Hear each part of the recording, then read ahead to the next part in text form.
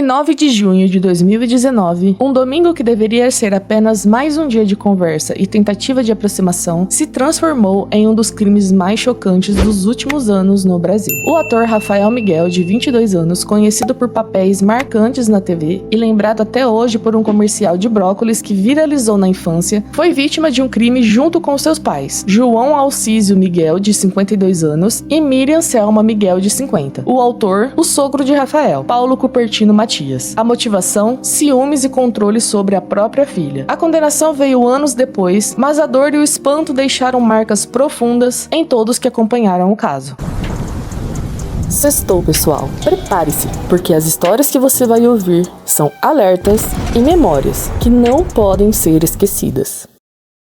Rafael nasceu em São Paulo em 9 de julho de 1996. Desde pequeno demonstrou talento para atuar e acabou entrando cedo no universo da TV. Seu rosto ficou famoso ainda criança, naquele comercial em que pedia brócolis para a mãe, com naturalidade e carisma que conquistaram o público. Com o tempo, ele foi acumulando trabalhos em novelas e séries, como Cristal, Pé na Jaca, Cama de Gato e principalmente Chiquititas, onde interpretou o personagem Paçoca entre 2013 e 2015. Quem convivia com ele descrevia Rafael como um jovem simples, educado, com um senso de humor leve e sempre disposto a ajudar. Ele não era só um ator, também dava aulas e se dedicava a projetos pessoais, mantendo os pés no chão mesmo com a fama. No dia do crime, Rafael e os pais foram até a casa da namorada, Isabela, com o objetivo de conversar com Paulo Cupertino. Havia um clima tenso por causa da relação entre os dois jovens, que não era aceita por Cupertino. Rafael acreditava que com diálogo talvez fosse possível melhorar essa situação. A família chegou à residência em um bairro da zona sul de São Paulo. Cupertino surgiu e, sem dar chance de defesa, cometeu o crime contra os três. Nada foi roubado, não houve discussão prolongada ou qualquer tentativa de acordo. Foi rápido, frio e direto, o que deixou claro para a polícia que se tratava de um ato premeditado. A investigação começou imediatamente. Vizinhos ouviram os disparos e relataram que viram Cupertino fugir rapidamente. Logo, ele se tornou o principal suspeito e o cerco se fechou.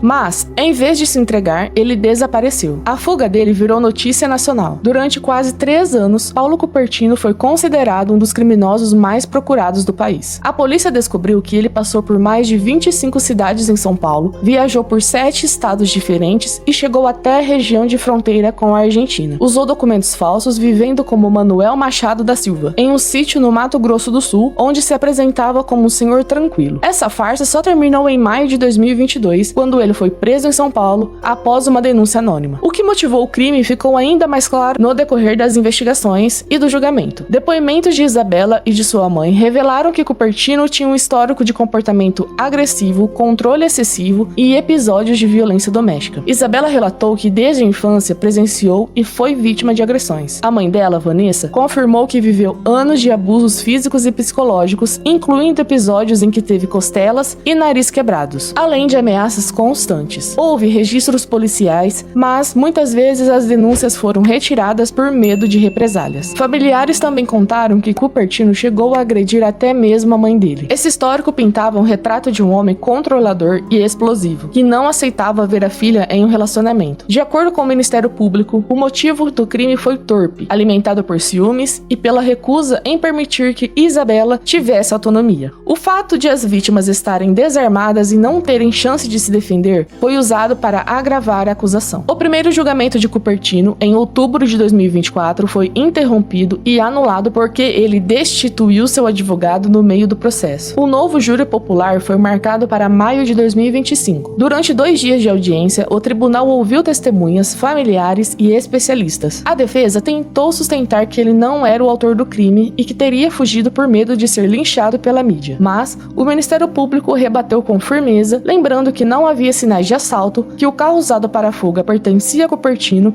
e que ele não tentou socorrer as vítimas em nenhum momento. No dia 30 de maio de 2025, Paulo Cupertino foi condenado a 98 anos de prisão em regime fechado por triplo homicídio qualificado, com as qualificadoras de motivo torpe e impossibilidade de defesa das vítimas. Apesar da pena alta, pelas regras atuais, a estimativa é de que ele cumpra cerca de 27 anos antes de poder progredir de regime. Ainda assim, para familiares e amigos, a condenação trouxe algum alívio por ver a justiça reconhecendo a gravidade do crime. Essa história, embora trágica, é também um alerta. Mostra como situações de ciúmes e controle podem escalar para níveis irreversíveis. Rafael era um jovem com um futuro promissor que tinha sonhos, planos e uma carreira em crescimento. Seus pais eram descritos como pessoas generosas, presentes e muito ligados à família. Eles perderam a vida tentando fazer algo simples, apoiar o filho e buscar um diálogo. Hoje, lembrar de Rafael é lembrar do sorriso fácil, da alegria de viver e da forma como ele conquistou tanta gente com naturalidade. É também lembrar que o silêncio diante de atitudes abusivas e controladoras pode ser perigoso, e que essa memória sirva não apenas para homenageá-lo, mas para reforçar a importância de combater qualquer forma de violência e preservar o direito de todos a viver com liberdade e segurança. Este foi um lembrete para todos nós, porque contar essa história também é parte da justiça, uma homenagem em memória da vítima. Obrigada por assistir e até o próximo vídeo.